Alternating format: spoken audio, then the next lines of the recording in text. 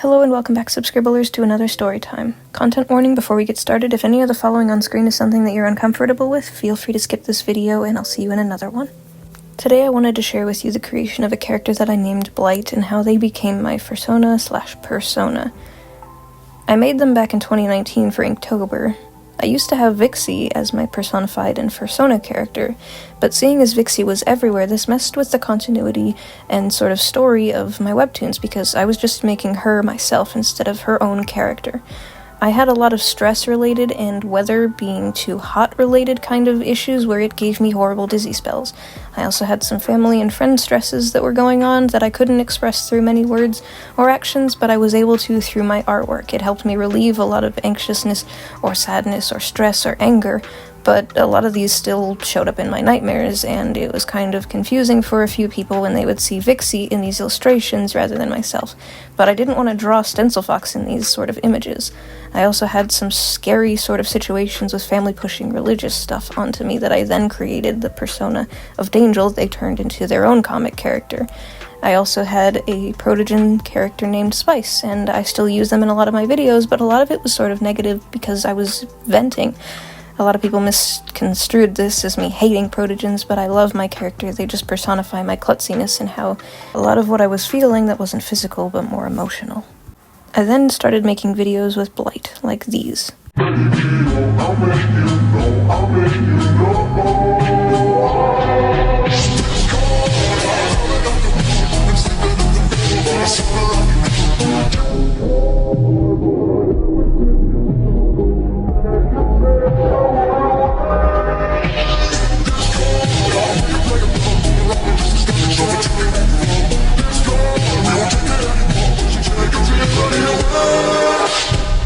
Although there is a lot of scary themes behind this video, I felt so much relief after making this illustration as a vent, and it wasn't the only one that I had made, and for good reason. What is wrong with you? I am reaching out to you despite everything that you've done, and you still can't get out of your own way. Good! I feel sorry for you. Turn your back on me! I should have turned my back on you ages ago!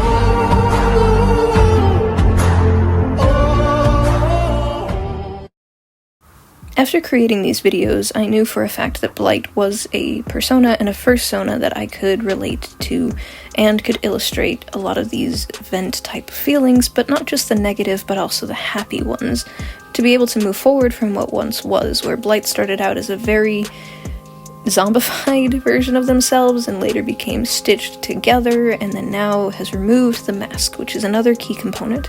The mask symbolized basically putting on a front, putting on a face to hide what's really underneath there. A lot of this had to do with when I was struggling through middle school and high school with a lot of family problems over my shoulders, and yes, there is also with the halo and wings a bit of a religious stuff that was going on.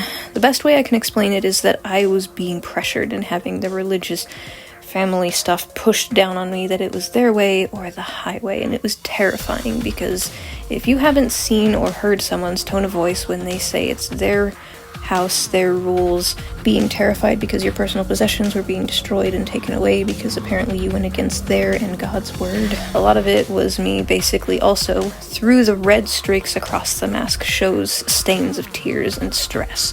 I wanted to also show that the character had brown short hair, because that's all I had when I was growing up, until I decided for sure after I was 18 that I wanted my hair to be long and stay long, because I was tired of a lot of the choices that I had, such as the clothing or such as the activities that I would do that would be limited throughout the day, were just couldn't do this or couldn't do that, couldn't go see this friend without this type of reason, or had to put work and school and church above everything else, and it became such a stressor for me that the anxiety of not being able to speak my mind about things was horrifying. But now that I am out of that situation and I am happily married with my husband and moving forward and being my own sort of responsible adult but still have that childlike wonder to be able to create the comics that I do and bring these stories and characters to life, a lot of the personal experiences that I have shown through Blight is another thing that I can express more than any words or actions could, and I feel that this is sometimes a better option for some people who, if they're experiencing similar to what I am, it can be something that they can keep to themselves. I've had my art pretty much on the back burner from my family seeing it because I was so worried about it, but finally being able to share it to the family that matters to me, of the family, not just by blood, but by choice, is something that I feel has helped me a lot with being able to express what I want to, not something that always has to be physically seen, but some of the emotional feelings. My husband has been so patient with me. We can talk for hours, and we can also share a lot of these feelings together, cooking, cleaning, having naps on the couch together, playing video games, laughing and smiling and skipping about in flower fields and finding ladybugs, something that I am happy to say that not only does my character smile, but I do too. I hope you guys have enjoyed today's video. I'm still going to be working on some art fight illustrations, and please do check out my webtoons. I promise I'll be working on another update for this month, and don't forget to subscribe, and I'll see you in the next one.